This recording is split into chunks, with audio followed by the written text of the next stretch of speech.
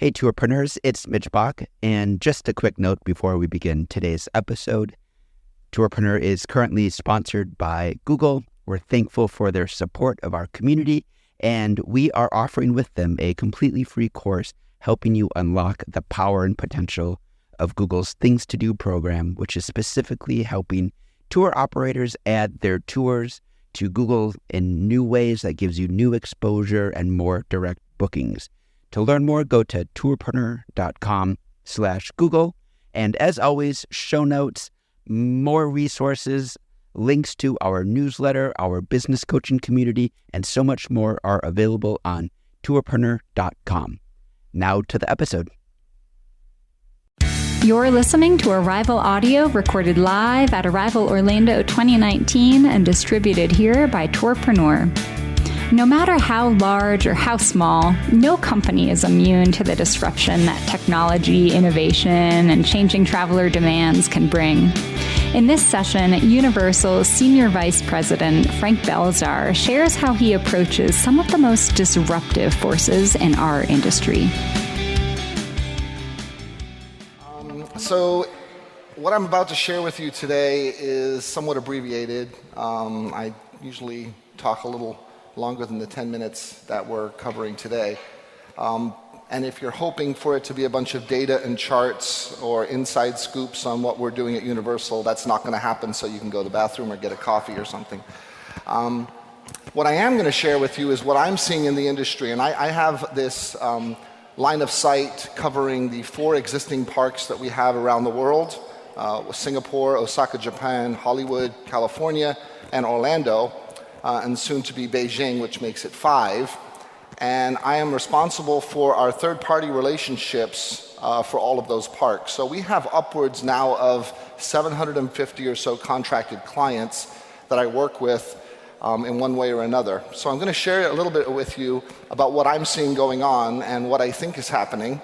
And a lot of this, obviously, is from my perspective. Now, we do not need a Forbes article to tell us that our industry, the travel industry, is one where we're going to feel a lot of disruption, but it is. And you've probably already been feeling that. You're probably already noticing that things are catching up with the travel industry. Douglas talked about that a little bit. And as a result, we're going to continue to need to sort of change the way we look at things and change the way we do things. This is no different for us at Universal as it is for someone who's starting an entrepreneurial travel company, much smaller. What I want us to think about is, how do we feel about the disruption? Do we embrace it? Do we accept it? Do we think it's a good thing? How do we respond to disruption? Do we try and fight it? Do we try and convince others that it shouldn't be happening for other reasons? And where do we find the answers on how to adjust, and how should we adapt, and why should we adapt our approach going forward? And there's good answers to all of these questions. Mainly having to do with the customer. But from our perspective, as people that are in business and trying to deal with all of these things that are happening around us, and actually happening now faster than they've ever happened, we've got to a point where it's really hard to be an early adopter. Because by the time you decide to adopt something, something new has come along, and now you're no longer an early adopter. So it's almost as if one person gets the chance to be the early adopter and everybody else becomes the follower. So one of the things I try and think about when I come across something that's disruptive to our space is I look at it as something that can help us. One of the things you might struggle with when you get your leadership team together or your marketing team together with brainstorming is, where do we start? And the good news with a disruptive player in our space, they've already started that conversation for us. And we've had some really great sessions with my team where we've looked at some disruptive companies and said, what is it about these companies that is clicking, that is working in the mind of the consumer, that we should emulate, that we should think about, that we should try and imitate? So number one, I think disruptors are great for us because they give us a way to start brainstorming. And I also think they identify opportunities. Truly disruptive companies that are growing at really high percentage of growth rates, that they're not growing just because nobody likes them, or they're tapping into something that is fundamental. And so if we can find a way to tap into that sort of mindset of the consumer, that need that's being met, there's a chance for us to find an opportunity there as well. So I'm going to say something here. We just had the guy from Airbnb, Ricardo, up here. One of the problems with our industry is this. We're incestuous. We don't innovate, we imitate. Somebody starts doing X and we all say, we got to do that too. We got to go out and imitate that. We're going to go start almost the same kind of company that they have. We got to stop doing that. There's a much more valuable lesson there. When someone starts doing something different, we should be asking the question, why is a company like Airbnb successful? What are they tapping into with customers and consumers that people like? How does this work? What's different? Why do people like this authentic meet the owner kind of thing? And why do they like this story about my apartment or my house? And why do they want to live like a local? What are these things that's doing that we might be able to imitate? But typically that's not what we do. We go and start another brand that we think is the same kind of thing, and we hope to compete in that space, and that's not really going to take us where we need to go. So I want to talk a little bit today. Usually I talk about a lot of these companies, but I'm going to talk about Uber.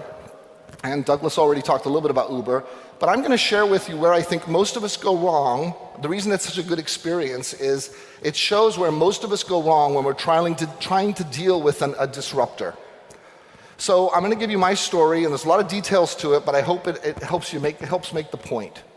I typically go to London twice a year.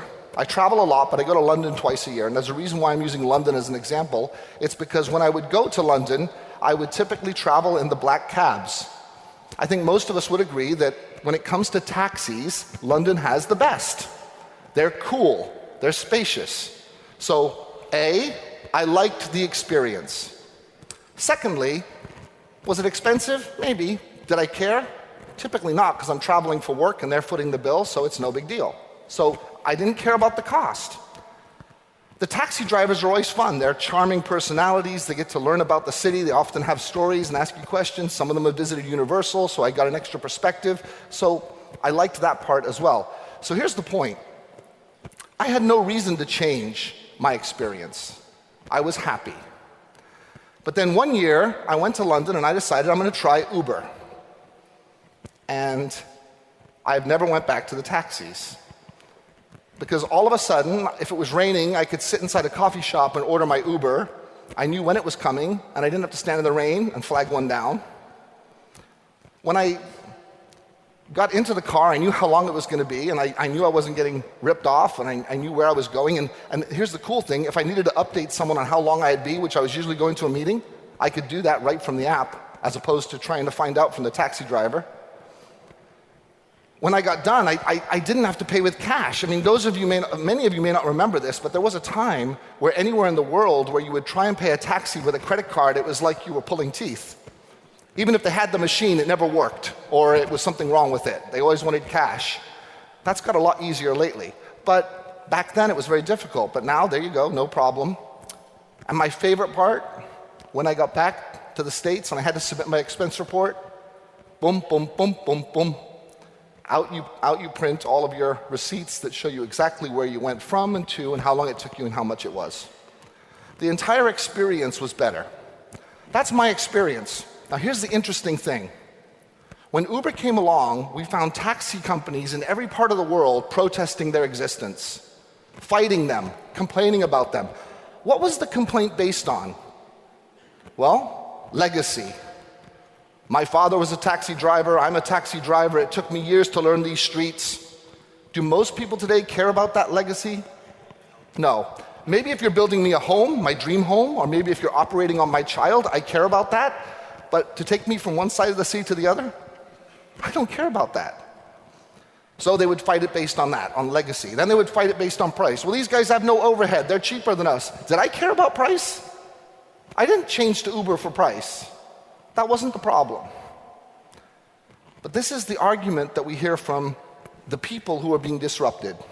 There's another very similar argument if we talked about hotels and Airbnb. There's another very similar argument if we talk about Amazon and retailers.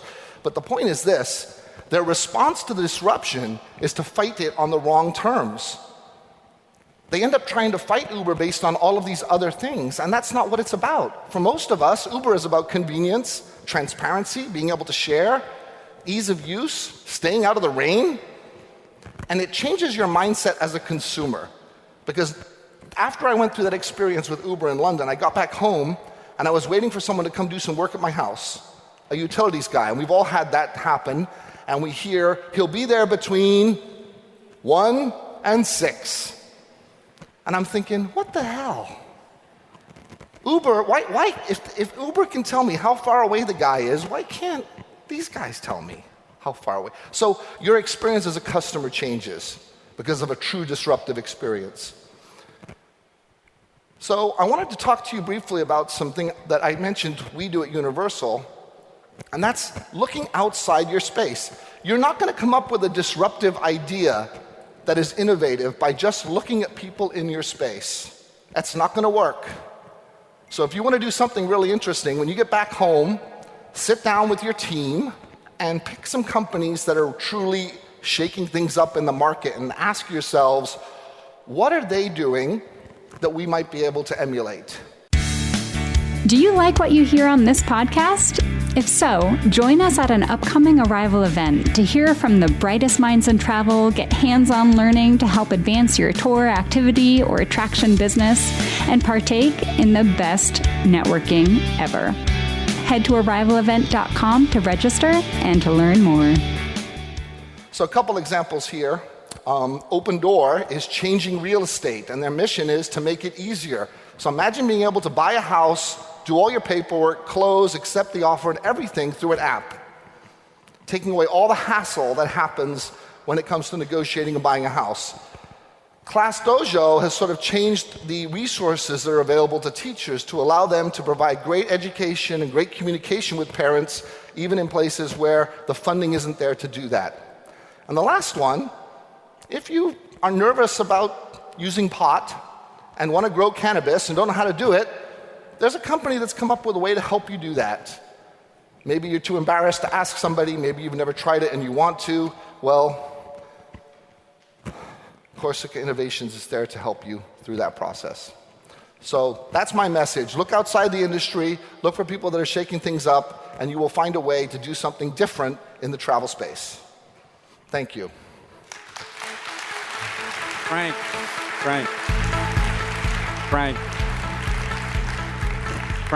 Yes.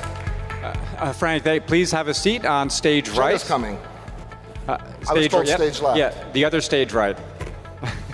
Okay, ladies and gentlemen, Arival's managing editor, Jenna Blumenfeld. Hi, Jenna. Hi, thanks, Frank. Welcome. So to start off, I would love to chat with you about distribution. So I think many of the operators in this room would like to boost their direct bookings to avoid a commission fee. So can you describe what Universal's distribution strategy looks like? Yeah, so for me, since I'm in charge of the third parties, I'm trying, I'm the opposite of that. I'm looking for more people to distribute through and ways to make the partnership stronger. So we do have a direct channel, but that isn't through me. So I'm trying to zig a little bit where others are zigging, zagging. There's a lot of people backing away from true partnership in this space, but we're kind of going through a transition where we're trying to actually double down on partnership because we think that it's a fast track to growing your business, and we're certainly in a growth mode. So we're not going to be backing away from the channels anytime soon. In fact, some of our fastest growing business units are in the channels. So we're going to keep going down that road. And I have another question for you. So I think many people think that direct bookings is free. Is that a myth?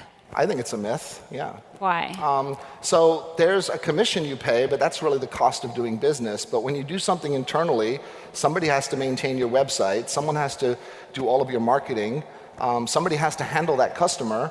On our direct side, somebody that books on the website is typically going to communicate with our call center 5 times before they actually travel.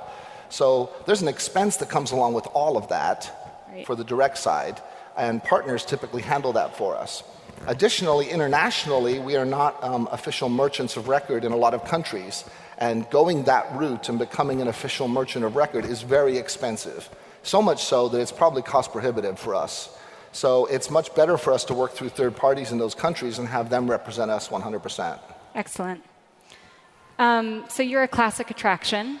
Do you work with traditional travel agents? And if so, how is that relationship evolving as tech becomes a lot more? So it's kind of funny, right? Because I heard Douglas say something about travel agents, and I don't want to disagree with him, but when you look at all of our segments, actually the travel agent segment over the past 3 or 4 years has been growing at something like a 35% CAGR year over year.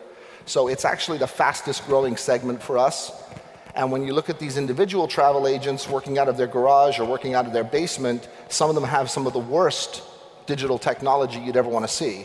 Horrible websites. I mean, horrible. Horrible CRM campaigns, horrible blogs, but they have an authenticity that is resonating. And I think collectively, we've seen them make a very, very big comeback, especially as a vacation to some of our destinations has become more complicated. People like to have that sort of concierge expert service that the travel agents provide. So we're continuing to see that be a growth area for us. And would you say that's more common in international visitors into the parks? Actually, it's domestic is where most of our growth is coming through that segment, yeah. Okay, great. So in your talk, you mentioned the value of looking outside of the travel industry for disruptive ideas. I would love to know a very specific example of how Universal saw a company doing something totally crazy, maybe totally different, and how did you apply it into your business? Yeah, so we work a lot with Trend Hunter, a company out of Toronto, Canada. Jeremy Gouchier is a very well-known speaker. He's written a couple books. And in my office, I actually have the 6 patterns of what he calls the 6 patterns of opportunity hanging up in my office. And I use that to help us try and find disruptive ways to sort of move the needle and make things happen. And I was meeting with a Latin American receptive tour operator, and he was struggling with customer retention. He said, I keep having to go out and find a new customer. I'm continuing to find a new customer, and I don't get enough repeat customers. And one of the trends that Jeremy talks about is cyclicality. And in cyclicality, you look for things that are retro. So I just looked up at the wall and I saw that and I said, so Gabriel, I said, what would you have done in 1950 to retain a customer? He said, well, I probably would have sent a thank you card. I probably would have sent them a gift. I probably would have sent them something, as opposed to sending them all these emails that people are now just deleting. So he said, I'm going to try that. So I saw him a few months ago and he said his customer retention numbers have jumped up considerably, just by doing something as simple as sending a handwritten thank you card with a small gift thanking them for their business. Oh, that's wonderful. Do you have any advice for operators who have never done this tactic, have never looked at other companies for disruptive ideas? Where would they start? You got to think about what you can't think about what the company's doing. That's where you go down the wrong road, because that just leads to imitation. Like, oh, what are they doing? Oh, they have an app. We need an app. What are they doing? They have a blog. Oh, we need that. It's not that. It's what is that doing on the guest experience side? What does that create? There are humans on the other end of all these interactions. And I get pretty frustrated with the digital side of the business. And I know there's already a lot of digital people here. They're going to get irritated with me in a minute, so here goes.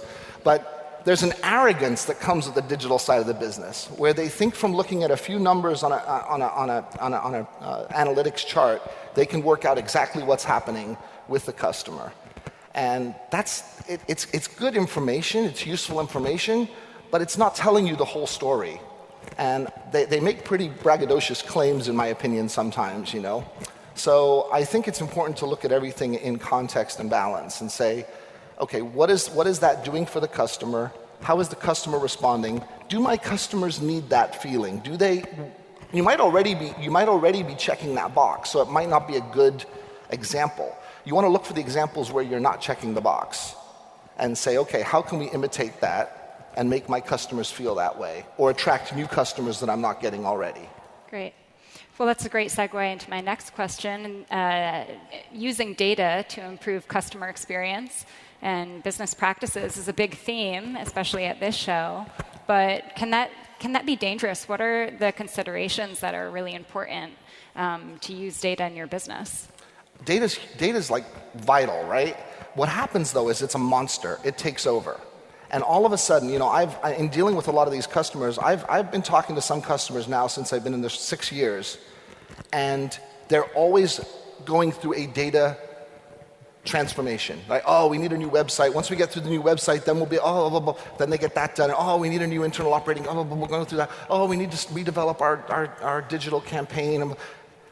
They're always working on the tools, and they're not working on the business that really matters. And all of a sudden, you could be in this period of 5 years where your focus has been so drawn in to developing new products or in bringing in new tools into your company that it's taken resources and time and effort and money, and everything always takes longer than they say, and everything always costs more than they tell you. And before you know it, you've taken your eye off the ball on what really matters, which is that customer experience. So it's a fine line. I mean, you don't want to be a dinosaur and not be up to date with technology and have tools available, right. But you got to keep it in its place. It can become very dangerous. And then when you've invested so much in it, you feel obligated to use it for all your decisions. Right. And so all of a sudden you're in a meeting and someone says, so as you can see, everybody's dropping out right here, and that means this. And it's like, really? Maybe they just lost their Wi-Fi signal. Maybe the baby is crying. Maybe they're driving down the road and they almost had an accident and they shouldn't be booking it on their phone while they're driving anyway. There's 100 of different things that could be happening, but the assumption is this tells us this, now we're going to build a strategy around this. And what I see a lot is the assumptions made in that data world don't line up with the calls we get in our call center that tell us something else is happening. And that's where you got to make sure you're looking at both sides of the equation. But how do you find that balance? I mean, you mentioned that it's like this really, really fine thing. So in our organization, sometimes it's healthy tension. It's my group saying, no, that's not all there is to the story. There's more to it than that. And it's another group going back and forth. But you do need to have those people advocating for both sides and having that discussion, or you need to just make sure you're spending enough time looking at the other side of the coin or the circumstance. Great. So your chief competitor launched dynamic pricing last year. Will this concept permeate pricing? And what are some important considerations operators should keep in mind if they're thinking about dynamic pricing?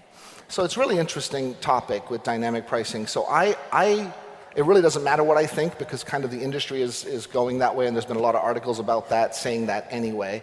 But I do have some sort of cautionary comments when you think about it. First of all, it's not a trend that's being driven by the customer. So it's not as if I get letters or emails from customers saying, dear Mr. Belzer, could you please make your pricing more complicated and make it more difficult so that I feel more... No one has ever sent me that letter. No one has ever asked that question. So I always get nervous when we start following a strategy or when the industry starts following something that isn't coming from the needs of the customer. Where's it coming from? It's coming from somewhere else. I get even more nervous when it's coming from somewhere else and we try and portray it as if it's coming from the mind of the customer, which is kind of what's happened. So I think we have to be very, very, very careful with execution around that. The second thing I don't like about it is our business does the best when the focus is on the experience. And I think from watching some of the other stuff earlier, I think a lot of the companies in the room probably have the same thing. When someone's not focused on the experience, it's really not a good place. And what dynamic pricing does is it takes all the focus and puts it on the pricing, which to me is a very dangerous place. I'm a sales guy fundamentally, and you want your customer looking at the price as little as possible. Right. You want that just to be an outcome of them wanting the experience. And what this does is it kind of flips that equation, and now all of a sudden the pricing becomes paramount and front and center in the whole negotiation, which is not, I don't know if that's healthy for the business overall. Right.